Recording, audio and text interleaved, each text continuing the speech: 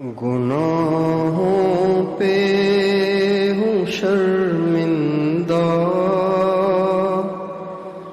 الہی درگزر کر دے۔ بسم اللہ الرحمن الرحیم۔ ان الحمد للہ نحمده ونستعینه ونستغفره، من يهده اللہ فلا مضل له ومن يضلل فلا هادي له، وأشهد أن لا إله إلا الله وحده لا شريك له، وأشهد أن سيدنا ونبينا وحبيبنا وشفيعنا وقرة أعيننا محمدا عبده ورسوله، صلى الله تبارك وتعالى عليه وعلى آله وأصحابه وأزواجه وذريته وبارك وسلم تسليما كثيرا، اما بعد فاعوذ باللہ من الشیطان الرجیم، بسم اللہ الرحمن الرحیم۔ قل یا عبادی الذین اسرفوا علی انفسهم لا تقنطوا من رحمت اللہ، ان اللہ یغفر الذنوب جميعا انہ هو الغفور الرحیم۔ وقال تعالی لولا تستغفرون اللہ لعلکم ترحمون، سبحان ربک رب العزت عما یصفون وسلام علی المرسلین والحمد للہ رب العالمین۔ اللہم صل علی سیدنا محمد وعلی آل سیدنا محمد وبارک وسلم۔ جس طرح دنیا کے لوگ انسان کے ظاہر کو دیکھتے ہیں، اس کی پوشاک کو دیکھتے ہیں، اس کے کلر کو دیکھتے ہیں اور اس کے حسن کو دیکھتے ہیں، اس کی مالداری کو دیکھتے ہیں، اسی طرح اللہ تعالیٰ انسان کے دل کو دیکھتے ہیں۔ دنیا کے انسان پسند کرتے ہیں رنگ و روپ دیکھ کے، اللہ تعالیٰ اپنے بندوں کو پسند کرتے ہیں اس کے دل اور اس کے اعمال کو دیکھ کے۔ انسانوں کی وجہ پسند اور ہے، اللہ کی وجہ پسند اور ہے۔ اس لیے جو لوگ اللہ کے پسندیدہ بننا چاہتے ہیں، انہیں چاہیے کہ اپنے دل پہ بہت توجہ دیں، اپنے دل کو صحیح رکھیں، اپنے دل کو صاف رکھیں، اپنے دل کو منور رکھیں، اپنے دل کو ایسا رکھیں کہ جب اللہ کی نظر کرم پڑے تو اللہ کو اچھا لگے۔ جس طرح کسی لڑکی کو دیکھنے آتے ہیں، رشتہ پسند کرنے آتے ہیں، جب پتہ چلتا ہے کہ فلاں لڑکے والے لڑکی دیکھنے آ رہے ہیں تو اس کے ماں باپ اس لڑکی کو بہت سجاتے ہیں، اور ان کی خواہش یہ ہوتی ہے کہ جب وہ آئیں تو ہماری بچی پہلی نظر دیکھتے ہی انہیں پسند آ جائے۔ بالکل اسی طرح سے ایک مسلمان کی یہ سوچ ہونی چاہیے، ایک مسلمان کو اس بات کی فکر ہونی چاہیے کہ میرا دل ایسا ہو کہ جس پہ جب اللہ کی نظر پڑے تو اللہ کو پسند آ جائے۔ اللہ تعالیٰ نے قرآن مجید میں اپنے بہت سے بندوں کی تعریف کی ہے، ان میں انبیاء بھی ہیں اور غیر انبیاء بھی ہیں، لیکن حضرت ابراہیم علیہ السلام کی اللہ نے عجیب تعریفیں کی ہیں۔ انبیاء میں سے سب سے زیادہ جس ہستی کی صفات کو اللہ تعالیٰ نے بیان کیا ہے محبت بھرے انداز میں، میرا ابراہیم ایسا ہے، ایسا ہے، ایسا ہے، بالکل یہ لہجہ ہے قرآن میں، میرا ابراہیم ایسا ہے، ایسا ہے، ایسا ہے۔ ہمارے نبی تو خیر سبھی سے اعلیٰ ہیں، اپنے نبی کے علاوہ انبیاء کی بات ہے۔ ایوب علیہ السلام کے صبر کو اللہ نے سراہا، اور اسماعیل علیہ السلام کی سچائی کو اللہ نے سراہا، ادریس علیہ السلام کی بھی سچائی کو اللہ نے سراہا، لیکن حضرت ابراہیم کی صفات کو اللہ تعالیٰ نے ایسے محبت سے بیان کیا ہے کہ آدمی سن کے حیران ہو جاتا ہے، دیکھ کے حیران ہو جاتا ہے۔ اللہ تعالیٰ فرماتے ہیں ان ابراہیم کان امۃ قانتا للہ حنیفا ولم یک من المشرکین۔ میرا ابراہیم ایسا تھا، ایسا تھا، ایسا تھا، ایسا تھا۔ اجتباہ وہداہ الی صراط مستقیم۔ یہ ساری ان کی صفات ہیں، ان کی کوالٹیز ہیں۔ تو ابراہیم علیہ السلام کی صفات میں سے ایک صفت اللہ تعالیٰ نے یہ بھی بیان کی ہے کہ ابراہیم کا دل بڑا زبردست ہے۔ اذ جاء ربہ بقلب منیب۔ ابراہیم آیا اپنے رب کے پاس ایسا دل لے کر جس دل میں اللہ کے سوا کچھ تھا ہی نہیں۔ منیب اسے کہتے ہیں جو کسی کے در پہ ہو گیا ہو، جس کو کسی کی دھن لگ گئی ہو، اس کو کہتے ہیں منیب۔ کہتے ہیں آپ کو اس کے سوا کوئی کام بھی ہے کہ نہیں، اس کو انابت کہتے ہیں۔ اس کو تو اس کی دھن ہے، اس پہ تو اس کا بھوت سوار ہے۔ یہ ہماری زبانوں میں الفاظ استعمال ہوتے ہیں، ان سارے الفاظ کو اگر عربی میں لایا جائے تو اس کو انابت کہتے ہیں۔ اللہ تعالیٰ فرماتے ہیں اذ جاء ربہ بقلب منیب۔ ابراہیم اپنے رب کے پاس ایسا دل لے کے آیا جو انابت سے بھرا ہوا تھا، جس دل کا رجحان، میلان اللہ کی طرف تھا، اور جس دل میں اللہ کی طرف رجوع تھا۔ تو اللہ تعالیٰ انسان کے رنگ روپ کو نہیں دیکھتے ہیں اور انسان کی صلاحیتوں کو نہیں دیکھتے ہیں۔ کام کا آدمی ہے لہذا اس کو قبول کر لو، نکما سا ہے اس کو دفع کرو، اللہ یہ نہیں دیکھتے۔ ان پڑھ ہے اس کی کیا ویلیو ہے، دفع کرو۔ بہت پڑھا لکھا ہے، بڑی ڈگریاں لی ہیں، کام کا ہے، اس کو ادھر کر لو، اللہ یہ نہیں دیکھتے۔ اللہ یہ بھی نہیں دیکھتے کہ دیہاتی ہے، چھوڑو اس کو، کس کام کا، بڑا شہری، بڑے شہر کا ہے، بہت پیسے والا ہے، اس کو قریب کرو، اللہ یہ نہیں دیکھتے۔ اللہ دیکھتے ہیں کہ اس کا دل کیسا ہے۔ اب علیہ السلام کا ارشاد ہے ان اللہ لا ينظر الی اموالکم ولا الی صورکم۔ اللہ تمہاری ملکیتوں کو نہیں دیکھتے، تمہارے مال کو نہیں دیکھتے کہ تمہارے پاس کتنا مال ہے، نہ اللہ یہ دیکھتے ہیں کہ تم شکل کے کیسے ہو۔ اگر اللہ شکلوں کو دیکھتے تو بظاہر سب سے پہلے ابو لہب کو ہدایت دیتے، اس لیے کہ وہ بہت خوبصورت تھا۔ اس کا نام ہی ہے ابو لہب، شعلے والا، چمکتا تھا اس کا چہرہ، اس لیے اس کو شعلے والا کہ اس کا نام تھا عبد العزیٰ۔ لیکن اس کو چونکہ حسین بہت تھا، رنگ اس کا بہت کھلا ہوا تھا، اس لیے اس کو کہتے تھے ابو لہب، شعلے کی طرح چمکنے والا۔ اگر اللہ شکلوں کو دیکھتے تو بلال کا نمبر تو پتہ نہیں کب آتا، اگر اللہ شکلوں کو دیکھتے، حسب نسب کو دیکھتے تو بیچارے سلمان کا نمبر تو پتہ نہیں کب آتا، اگر اللہ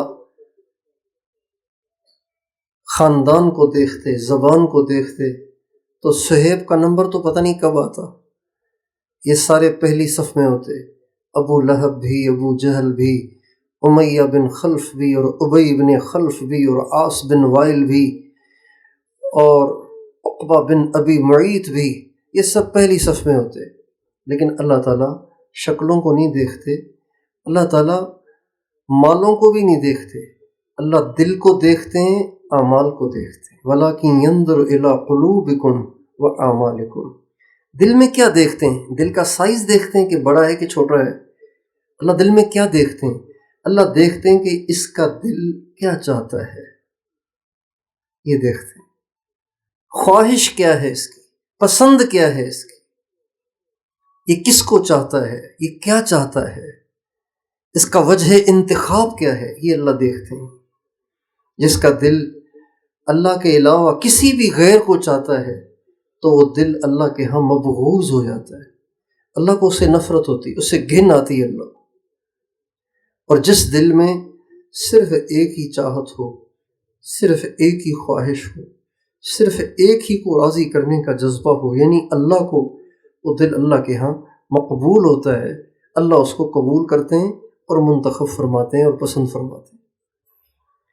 نبی کریم صلی اللہ علیہ وسلم سے کسی نے کہا کہ یا رسول اللہ، ایک آدمی جہاد کے راستے میں جاتا ہے تو وہ لوگوں کی واہ واہ بھی چاہتا ہے اور اسلام کی سربلندی بھی چاہتا ہے۔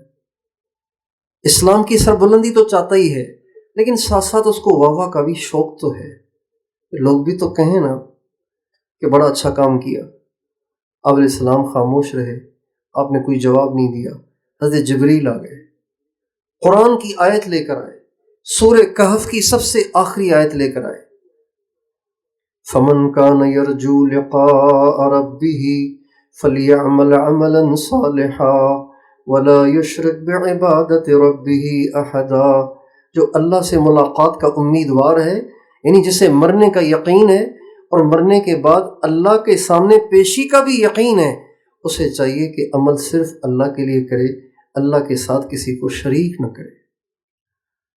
اللہ تعالیٰ یہ نہیں چاہتے کہ مجھ سے محبت کرو، میرے طالب بنو، اللہ یہ چاہتے ہیں کہ میرے ہی طالب بنو، مجھ ہی سے محبت کرو، مجھ ہی کو تلاش کرو، مجھ ہی کے طالب بنو، یہ اللہ چاہتے ہیں۔ اللہ تعالیٰ کو توحید اتنی پسند ہے، اتنی پسند ہے، اتنی پسند ہے کہ اللہ تعالیٰ نے دنیا کی تمام نیکیوں کی قبولیت کے لیے توحید کی شرط لگائی ہے۔ یہ ہوگی تو پھر دیکھیں گے بعد میں کس کو قبول کرنا ہے، کس کو ریجیکٹ کرنا ہے۔ یہ نہیں ہے تو پہلے ہی سن لو کچھ قبول نہیں۔ یہ اللہ کو اتنی پسند ہے۔ اور دیکھیے اللہ تعالیٰ سارے قرآن میں اپنے کرم اور اپنے رحم اور اپنے فضل کا کتنا تکرار کرتے ہیں، یعنی اتنا تکرار کرتے ہیں، اتنا تکرار کرتے ہیں، جب آدمی اس میں غور کرنے بیٹھتا ہے تو ایسے لگتا ہے کہ جہنم میں تو کسی نے جانا ہی نہیں ہے، اتنا اللہ تکرار کرتے ہیں اس کا۔ غفار عجیب نام ہے یہ، رحمان عجیب نام ہے یہ، رحیم عجیب نام ہے یہ، الودود الرؤوف یہ عجیب نام ہے۔ ودود اسے کہتے ہیں، ودود کسے کہتے ہیں؟ ودود اس کو کہتے ہیں جس کے دل کے اندر کسی کو پانے کی شدید خواہش ہو، اس کو ودود کہتے ہیں۔ اللہ تعالیٰ فرماتے ہیں میں ودود ہوں، تو اللہ تو بے نیاز ہے، لیکن ہمیں سمجھانے کے لیے فرماتے ہیں میرے اندر کی آرزو ہے کہ میرے بندے مجھے راضی کریں۔ رؤوف اسے کہتے ہیں، رؤوف اسے کہتے ہیں، رؤوف اس محبت اور شفقت کو کہتے ہیں جو رشتے کی بنیاد پہ ہوتی ہے۔ ایک محبت کسی دوست سے ہے، مر جائے تو دکھ ہوگا، ایکسیڈنٹ ہو جائے تو تکلیف ہوگی۔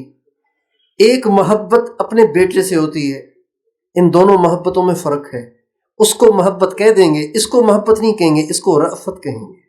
رأفت وہ محبت جس میں رشتہ داری کی وجہ سے جو لگاؤ پیدا ہوتا ہے وہ بھی اس میں شامل ہوتا ہے۔ اللہ تعالیٰ فرماتے ہیں میں رؤوف ہوں، بالمؤمنین رؤوف الرحیم، ہمارے نبی کے بارے میں، وَأَنَّ اللَّهَ بِكُمْ وَأَنَّ اللَّهَ بِهِمْ لَرَؤُوفُ الرَّحِيمُ، اور اللہ اپنے بندوں پر رؤوف بھی ہے، رحیم بھی ہے۔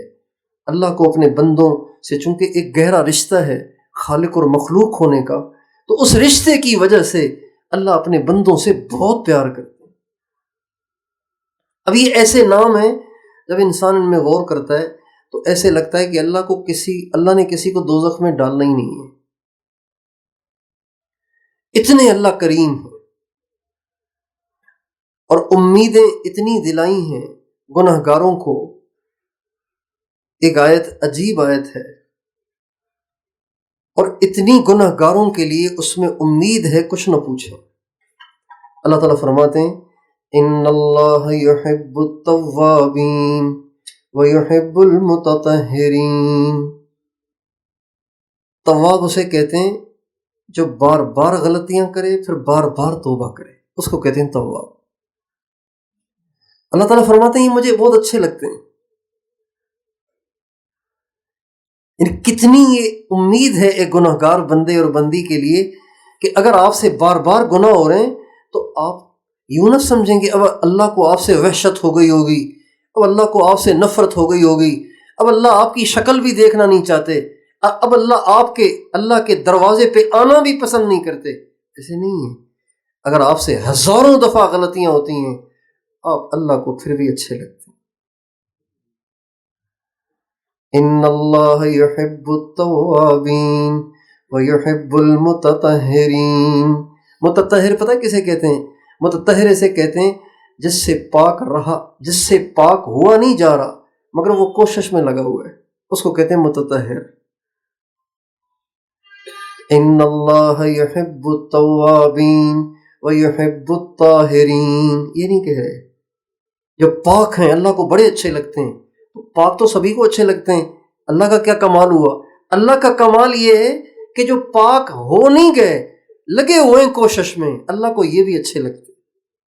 امام غزالی رحمۃ اللہ علیہ نے اپنی کتاب میں نقل کیا ہے کہ پچھلی کتابوں میں کسی نبی پہ اللہ تعالیٰ نے یہ وحی بھیجی، بعینی ما یتحمل المتحملون من اجلی ویکابدون المکابدون ابتغاء مرضاتی۔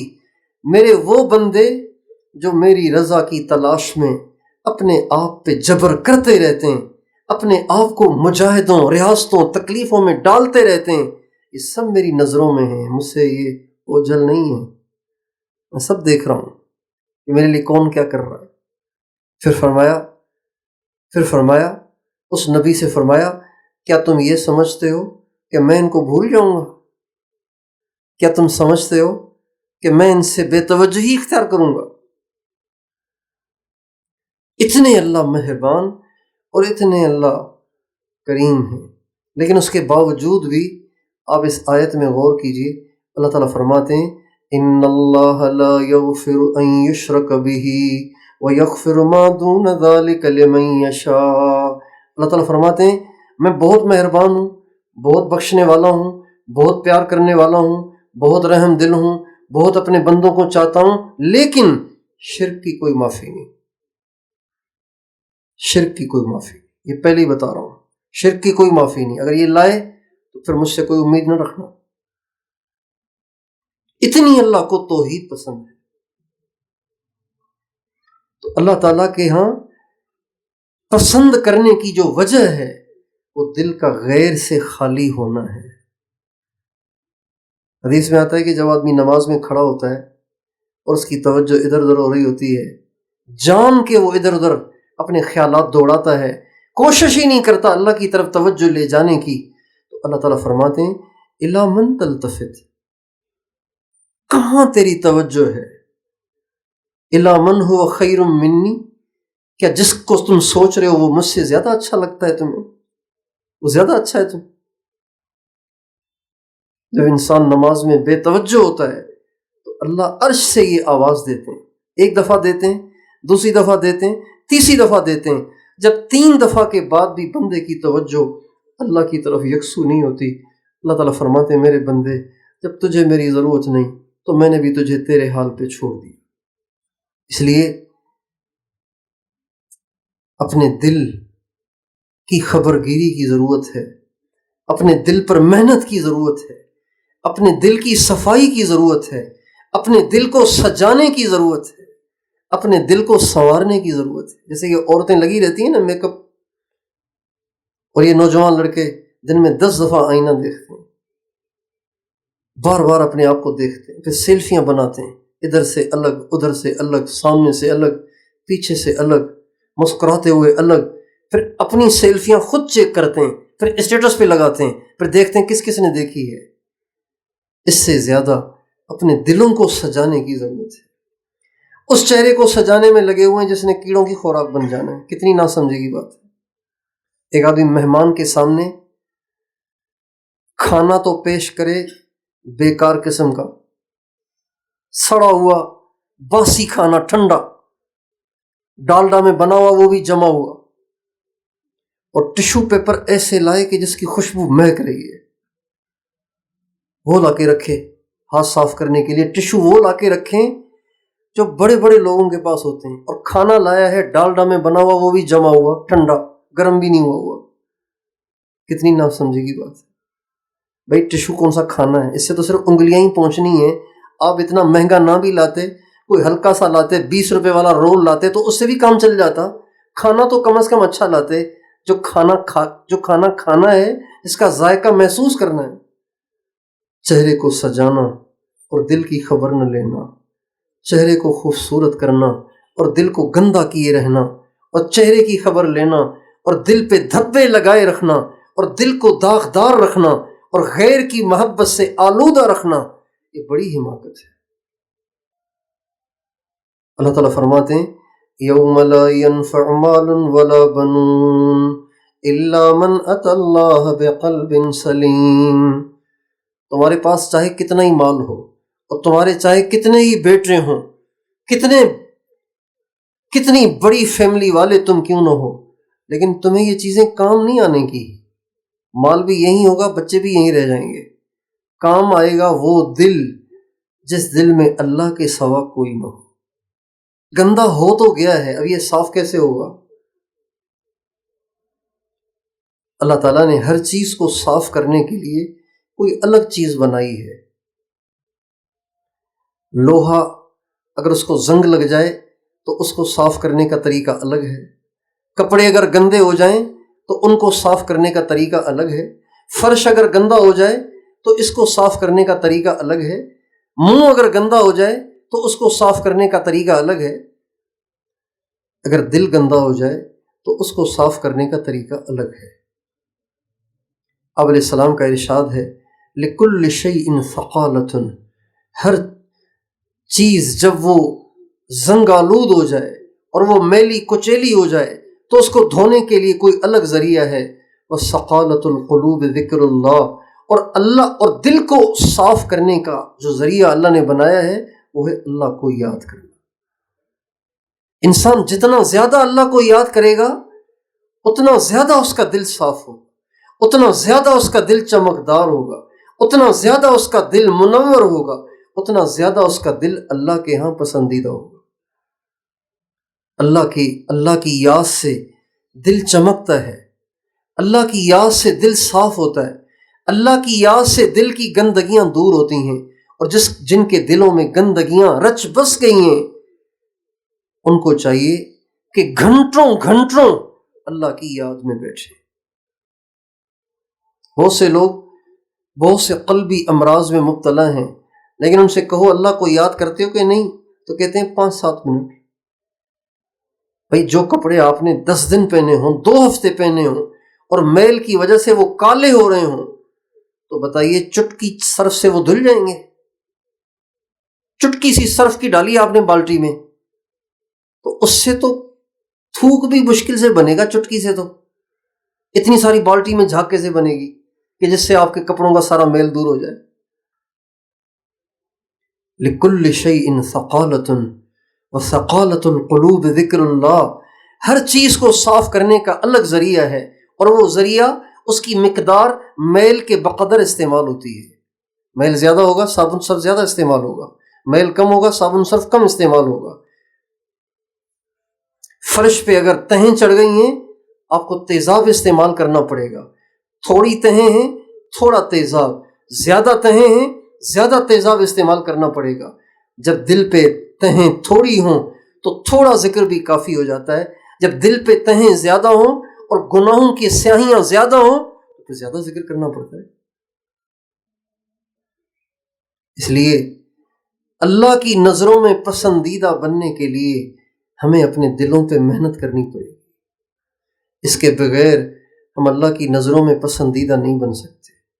بہت سے لوگ نمازیں پڑھ رہے ہوتے ہیں اور ان کی نمازوں کی وجہ سے وہ جہنم سے بھی بچ جاتے ہیں، لیکن وہ اللہ کے پسندیدہ نہیں بنتے۔ جن کو اللہ چاہتا ہو، جو اللہ کے محبوب ہوں، جن پہ اللہ کو ناز ہو، جن پہ اللہ کو فخر ہو، ایسے نہیں بن سکتے۔ اس لیے ہم سب کو چاہیے کہ ہم روزانہ اپنے دل کو صاف کرنے کے لیے تھوڑا سا ٹائم نکالیں، آدھا گھنٹہ صبح نکالیں، آدھا گھنٹہ کم از کم شام کو نکالیں، اور روزانہ نکالیں، اور اس آدھے گھنٹے میں اللہ کو ایسے یاد کریں کہ بس اللہ ہی ہو، اللہ کے علاوہ کسی اور کا خیال اور دھیان ہی نہ ہو۔ عمدن اگر بن چاہے کوئی خیالات آ رہے ہیں تو وہ مضر نہیں ہیں، آپ اس کی طرف توجہ نہ کریں۔ اگر آپ مراقبے کے لیے بیٹھے ہیں، اللہ کی یاد میں بیٹھے ہیں، اب خیالات کا ہجوم شروع ہو گیا، آپ کو اس سے کوئی نقصان نہیں، نہ آپ گناہ گار ہوں گے، نہ اللہ آپ سے ناراض ہوں گے، نہ آپ کا کوئی روحانی نقصان ہوگا۔ بس اتنا ہے کہ ان خیالات سے آپ بے توجہی برتیں، جیسے کوئی با اخلاق آدمی ہوتا ہے، اس کے پاس بیٹھ کے کوئی بکواسات بکتا رہتا ہے، تو جو با اخلاق آدمی ہوتا ہے وہ کہتا ہے دفع کرو یار، کہنے دو، آخر خاموش ہو جائے گا۔ بالکل یہ کیفیت ہونی چاہیے اس وقت جب شیطان کی طرف سے خیالات کا ہجوم ہو، تو بے توجہی اختیار کی جائے اور اپنی دھن میں انسان رہنے کی کوشش کرے۔ اس کے لیے ہمیں روزانہ ٹائم نکالنا پڑے گا۔ جب ہم روزانہ اپنے دل کو دھویا کریں گے، اپنے دل کی صفائی کریں گے، تو آہستہ آہستہ ہمیں ہمارے دلوں میں اللہ کا عکس نظر آئے گا، اللہ کے انوارات نظر آئیں گے، اللہ پاک سے محبت ہمیں محسوس ہوگی، اللہ کی کبریائی اور عظمت کی وجہ سے اللہ پاک کی ہیبت ہم پہ طاری رہنے لگے گی۔ ابھی تو اللہ کی ہیبت نہیں ہے نا، اللہ کا نام لیتے ہیں تو بس ایسے جیسے کوئی خیالی سا نام ہے جو ایک کان سے سن لیا دوسرے کان سے نکل گیا۔ اللہ پاک کی ہیبت نہیں ہے، دبدبہ نہیں ہے، جلال نہیں ہے، عظمت نہیں ہے، کبریائی نہیں ہے، جس کی وجہ سے ڈر نہیں لگتا اللہ سے۔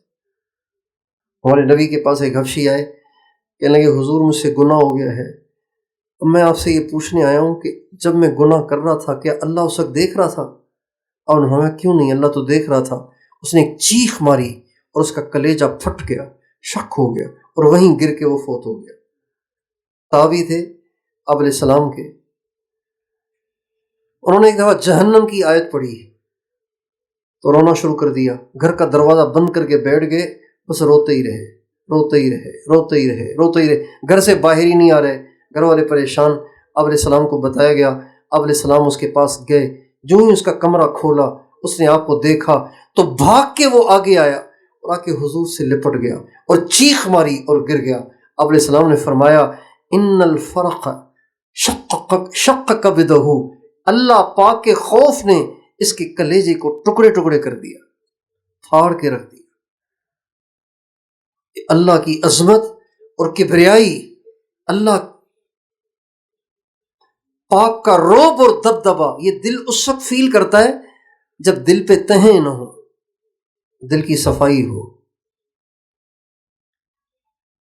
اور اللہ پاک کے کمالات سنتے ہیں، اللہ سے محبت ہی نہیں ہوتی، اللہ کے احسانات ہماری معلومات میں ہیں، اللہ کی طرف رجحان ہی نہیں ہوتا۔ حالانکہ دنیا کا کوئی انسان احسان کرے تو اس کے گرویدہ ہو جاتے ہیں، دنیا کا کوئی انسان 1 2 4 10 دفعہ احسان کرے تو اس کی محبت آ جاتی ہے دل میں، قلب اس کی طرف مائل ہو جاتا ہے۔ نبی کریم صلی اللہ علیہ وسلم کے اتنے احسانات ہیں، اللہ پاک کے اتنے احسانات ہیں، اللہ پاک کے اتنے کمالات سنتے ہیں، لیکن دل مائل نہیں ہوتا، دل اللہ کا دیوانہ نہیں بنتا، اس لیے کہ دل تب فیل کرے نا جب اس پہ تہیں نہ ہوں، اس پہ تو تہیں چڑھی ہوئی ہیں، اس لیے وہ فیل ہی نہیں کرتا اللہ تعالیٰ کے کمالات کو۔ اس لیے بھائیو، اپنے جسم کے میل کچیل کو دور کرنا، اپنے چہرے کے میل کچیل کو دور کرنا اتنا ضروری نہیں جتنا کہ دل کے میل کچیل کو دور کرنا ضروری ہے۔ اپنے کپڑوں کے میل کچیل کو دور کرنا اتنا ضروری نہیں ہے جتنا کہ دل کے میل کچیل کو دور کرنا ضروری ہے۔ اس کی اہمیت کا آپ اس سے اندازہ لگائیے کہ اللہ تعالیٰ قرآن پاک کے اندر پورے قرآن میں 30 پاروں میں کہیں بھی اللہ نے 3 4 سے زیادہ قسمیں نہیں کھائیں، قسم کھاتے ہیں بات کو پکا کرنے کے لیے. اللہ تعالیٰ نے 1 کھائی ہے، 2 کھائی ہیں، 3 کھائی ہیں، 4 کھائی ہیں، لیکن ایک جگہ پہ اللہ تعالیٰ نے مسلسل 11 قسمیں کھائی ہیں. 11 قسمیں. اور ان 11 قسموں میں اللہ نے کہا کیا ہے؟ 11 قسمیں کھا کے اللہ تعالیٰ نے کوئی عجیب و غریب بات نہیں کی، سمپل سی بات کی ہے، کامیاب ہو گیا وہ جس نے اپنے نفس کو پاک کر دیا. کوئی خفیہ راز افشا نہیں کیا، کوئی بہت نقطے کی بات نہیں بتائی، سمپل سی بات. 11 قسمیں کھا کر کہ وہ شخص یقیناً کامیاب ہے جس نے اپنے آپ کو پاک کر دیا، اپنے نفس کو آلودگیوں سے پاک کر دیا، اپنے دل کی اصلاح کر دی. اس لیے ہمیں اپنے دل کی اصلاح پہ توجہ دینی چاہیے، اپنے اہل و عیال کے دل کی اصلاح پہ توجہ دینی چاہیے. اس کے لیے ہمیں فکر مند ہونا چاہیے، پریشان ہونا چاہیے، اور اس کی ہمیں دعائیں کرنی چاہیے. بچہ بیمار ہو جائے تو مائیں کتنی دعائیں کرتی ہیں، خود بیمار ہو جائیں کتنی دعائیں کرتے ہیں ہم، ماں بیمار ہو جائے کتنی دعائیں کرتے ہیں ہم، پاؤں سے معذور ہو جائیں کتنی دعائیں کرتے ہیں. ایک بچی کو لڑکے والے دیکھنے آ رہے تھے، اللہ کی شان 3 دن پہلے اس کے منہ پہ دانے آنا شروع ہو گئے. اتنی سارے گھر کو ٹینشن، کیا پوچھو. اسکن اسپیشلسٹ کو دکھا رہے ہیں، بزرگوں سے دعائیں کرا رہے ہیں، 3 دن کے بعد لڑکے والے آ رہے ہیں اور بچی کے چہرے پہ اب دانے نکل آئے ہیں. دیکھو عین موقع پہ. تو جس بچی کو لڑکے والے دیکھنے آ رہے ہیں، اس کے منہ کا دھبوں سے اور داغوں سے اور دانوں سے صاف ہونا اتنا ضروری نہیں ہے جتنا ہر وقت ہمارے دل کا اللہ کے غیر سے اور تمام مادی دھبوں سے اور گناہوں کی سیاہیوں سے پاک ہونا ضروری ہے. اس کی ہمیں فکر کرنی چاہیے. ماں باپ کو صرف اتنی فکر کافی نہیں ہے کہ وہ اپنے بچوں کے لیے اتنی فکر کر لیں کہ جی یہ انگریزی فرفر بول لے، کسی اعلیٰ اسکول میں پڑھ لے، کسی بڑی یونیورسٹی میں یہ ڈگری لے لے، کسی بڑی نوکری پہ لگ جائے، کوئی اچھا رشتہ اسے مل جائے، کسی پیسے والے کی بیٹی اس کے گھر میں آ جائے. اتنی فکر کرنا کافی نہیں ہے، بلکہ اس سے زیادہ اس بات کی فکر ہے کہ میرے بچے کا دل کیسا ہے، اس کا اللہ کے ساتھ تعلق کیسا ہے. ہمارے بزرگوں میں سے حضرت مولانا یحییٰ صاحب رحمۃ اللہ علیہ، یہ مولانا الیاس صاحب کے بڑے بھائی ہیں، اور قطب الاقطاب شیخ الحدیث مولانا محمد زکریا صاحب کے والد صاحب ہیں. یہ خادم تھے امام ربانی مولانا رشید احمد صاحب گنگوہی رحمۃ اللہ علیہ. یہ ان کے خادم خاص تھے. جب حضرت گنگوہی کا انتقال ہوا تو حضرت گنگوہی کے جو خلفاء تھے، جو ان کے محبین تھے، مریدین تھے، شاگرد تھے، وہ سارے کے سارے مولانا یحییٰ صاحب سے ملنے کو پسند کرتے تھے. انہوں نے بڑی زندگی ان کے ساتھ گزاری ہے. چلیں جنہوں نے شیخ کے ساتھ زندگی گزاری ہے، کچھ ہم بھی ان کے ساتھ بیٹھ کے اپنے شیخ کی باتیں سنیں گے. حضرت گنگوہی کے خلفاء میں سے ایک بڑے خلیفہ تھے حضرت شاہ عبد الرحیم صاحب رائے پوری رحمۃ اللہ علیہ. یہ ہمارے حاجی عبدالوہاب صاحب کے دادا شیخ تھے، پیر کے پیر تھے، بڑے اللہ والے تھے، بڑے صاحب کرامت تھے. وہ مسلسل مولانا یحییٰ صاحب کو خطوط لکھتے تھے، بھائی مولوی یحییٰ صاحب کوئی ٹائم نکال کے آؤ، کچھ بیٹھ کے باتیں کریں، کچھ حضرت کی باتیں سنیں. بار بار خطوط لکھتے، بار بار خطوط لکھتے، لیکن مولانا یحییٰ صاحب جاتے نہیں تھے اور کہتے تھے حضرت آزار ہیں، آ نہیں سکتا، حضرت آزار ہیں، مجبوریاں ہیں، آ نہیں سکتا. لیکن ایک دفعہ جب مولانا شاہ عبد الرحیم صاحب رائے پوری نے ان کو خط لکھا کہ مولوی یحییٰ صاحب تھوڑا سا ٹائم نکال لیں، بہت آپ سے ملنے کو دل کرتا ہے، آپ کو دیکھنے کو دل کرتا ہے، تو جواب میں لکھا حضرت اب ضرور آؤں گا، اس لیے کہ اب تک میرے پاؤں میں زکریا کی زنجیر تھی، لیکن اب اس کا اللہ سے تعلق بن چکا ہے، اور اب میں مطمئن ہو گیا ہوں، اور اب میں ضرور آپ کی خدمت میں حاضری دوں گا. یہ ہے ماں باپ کی ذمہ داریاں. ماں باپ کی ذمہ داریاں یہ ہیں کہ ان کے بچوں کا اللہ سے تعلق کیسا ہے اور حضور کے ساتھ تعلق کیسا ہے. ان کے بچوں کے دلوں میں اللہ کی محبت کتنی ہے، اللہ کے نبی کی محبت کتنی ہے، اتباع سنت کا شوق کتنا ہے، یہ ان کے آئیڈیل کون ہیں۔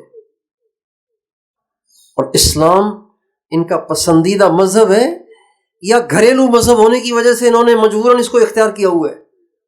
یہ ماں باپ کے لیے لمحہ فکریہ ہے، یہ ماں باپ کے لیے سوچنے کی چیزیں ہیں۔ جب ماں باپ ان چیزوں پہ توجہ نہیں دیتے اور ماں باپ مر جاتے ہیں یا بچے ماں باپ سے کہیں دور پڑھنے یا کمانے چلے جاتے ہیں تو ایسے بچے یا تو بے دین ہو جاتے ہیں یا مرتد ہو جاتے ہیں۔ لاکھوں بچے ہیں اس وقت، لاکھوں، بلا مبالغہ لاکھوں بچے ہیں مسلمانوں کی گودوں میں پلے ہوئے، مسلمان ماؤں کے پیٹوں سے جنے ہوئے، اور وہ اللہ کے منکر ہوئے ہیں۔ اس لیے یہ ماں باپ کی ذمہ داری ہے کہ وہ اس بات کی فکر کریں کہ میرے بچے کا اللہ سے تعلق کتنا ہے، اس کے دل کا کیا حال ہے۔